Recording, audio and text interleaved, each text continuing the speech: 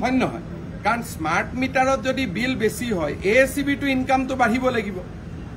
আৰু ASCBৰ ইনকামটো আমিতো লুকাব নোৱাৰো কিন্তু ASCBৰ ইনকামটো বঢ়া নাই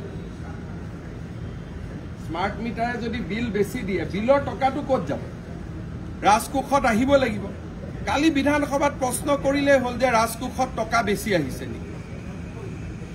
ইয়াৰটো জানাৰ বহুত উপায় আছে আৰু লগতে মই কৈছো কি যে আমাৰ জুন জুলাই আগষ্ট সেপ্টেম্বৰ মানুহৰ ঘৰত ইলেক্ট্ৰিচিটিৰ বিল বেছি আহে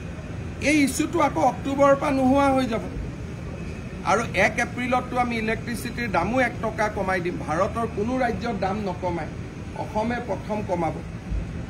গতিকে তথাপিতো মই স্মাৰ্ট মিটাৰলৈ যুক্তি তৰ্কত নাযাওঁ অহা কালিৰ ভিতৰত আপোনালোকে মোক জনাই দিব মোৰ অফিচৰ পৰা আপোনালোকলৈকে ফোন কৰিব যে যোনজন সাংবাদিকে বিচাৰে যে ঘৰত এটা স্মাৰ্ট মিটাৰ মেনুৱেল মিটাৰ আমি দুটা লগাম আৰু আপোনালোকে পৰীক্ষা কৰি ল'ব